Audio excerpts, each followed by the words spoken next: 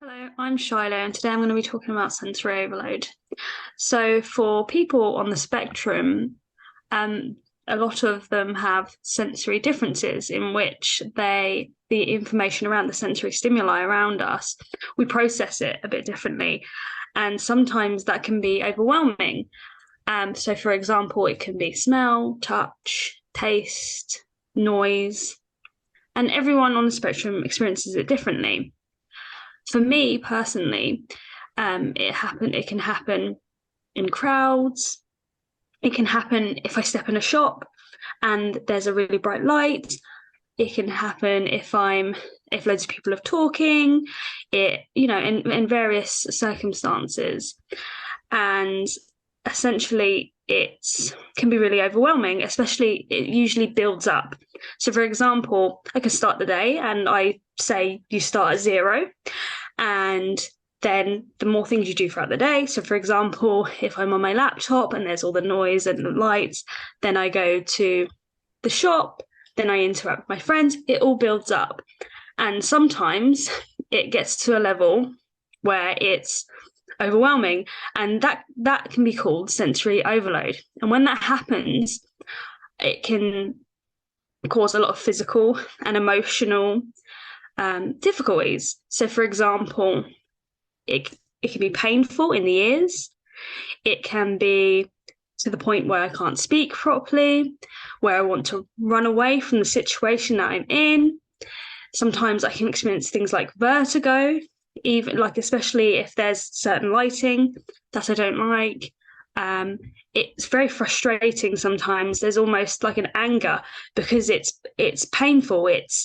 It's overwhelming, and therefore it can be really distressing, especially if you're in a situation where it's hard to get out of. So, for example, if you're in a crowd, or if you're on traveling on the train, and it doesn't always have to be a big noise or a bright light or something necessarily what some people would consider unpleasant in your mouth.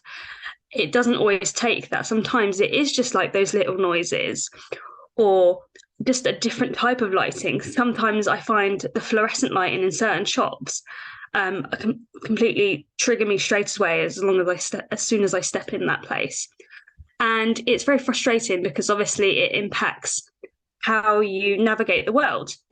And so, therefore, I have different techniques and coping strategies to mitigate some of that experience so that I can interact with the world without having to fear going into sensory overload. And therefore, there are various things that I do. For example, earbuds. So, some people use headphones. I have historically used headphones, and that's for the noise. But also, I've found that I use these new things called there's the Vibes, and you put them in, and they take away the sound, and they people can't see them, and it makes you feel less noticeable, and it just takes away that background noise that would usually build up and create an overwhelm. Then I do things like sunglasses, like mindfulness as well. Mindfulness is very helpful. So, breathing when I'm in that situation, or grounding techniques in order to get rid of some of that overwhelm. And sometimes I even have to step out of that situation. And that doesn't mean that I have to completely go home always, but sometimes it does. But sometimes, for example, when I was away on holiday and we went into a crowd in York, and I'd been traveling all day, that overwhelm had started. And we went into a cafe, and it was a cat cafe. And I sat there and I had a cup of tea and I fussed cats, and it kind of brought the level down. And it's things like that that help. And for other people, it's important to have an understanding, to not get frustrated, to not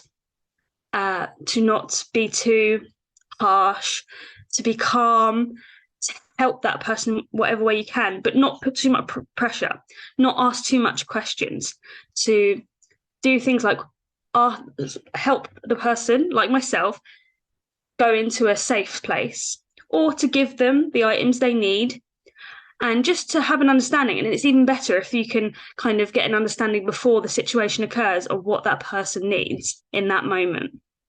And that it helps, it makes all the difference. And then people like me can interact and function.